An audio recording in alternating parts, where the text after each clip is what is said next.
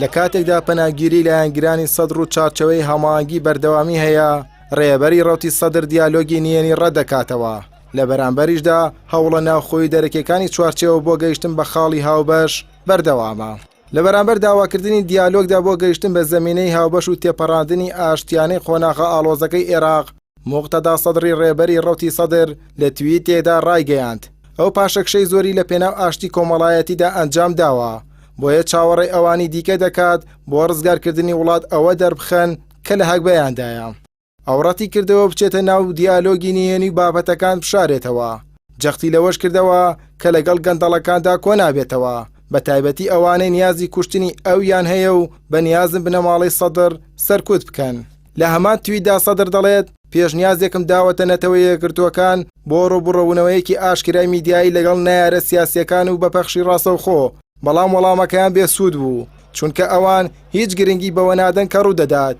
بۆیە چاوەڕێی هەنگاوەکانی داهاتوومان بن بەرامبەر ئەو سیاسەتی پشتگوێ خستنەی گرتوویانەتە بەر. بەهۆی گەندەڵی پاشکۆیەتیشەوە عێراق و گەلەکەی بەم ڕۆژە گەیاندووە.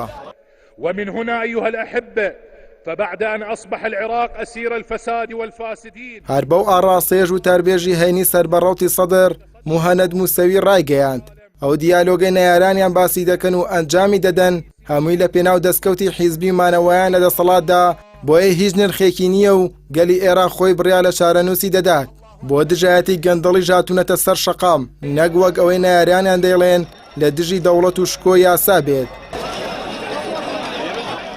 لە بەرامبەریدا چوارچەوی هەماهەنگی هەوڵ دەدات پشتیوانی دیبلۆماسی ناوخۆیی و نێودەوڵەتی بۆ دەستپێشخەرەکەی هادی ئامری کۆ بکاتەوە بۆ پێگەێنانی کابینەیەکی تەوافقی و لە هەمان کاتیشدا سەردانی ئامار حەکیم بۆ سوودیا بەو ئاراستەیە ئەوان هەوڵ بدەن سەدر بۆ دیالۆگ ڕازی بکەن.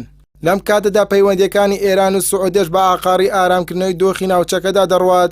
لە یەمەن و سووریا و لوبنان دیدی هاوبەش هەیە بۆ ڕەوتی دیالۆگی ئەتۆمی لە ڤیەنا. بۆیە نەوڵاتانی ناوچەکە و نەویلایەتە یەکگرتووەکانیش لەگەڵ جەنگی بیریکاری ناوخۆیی ئێراقدا نین، چونکە پاراستنی ئاشتی کۆمەڵایەتی لە وڵاتێکی خاوەن نەوت و گازی وەک عێراق لەم کاتەی قەیرانی وزەی جیهانی بەگشتی و خۆرئاوا بە تایبەتی بە زیانی هەمووانە.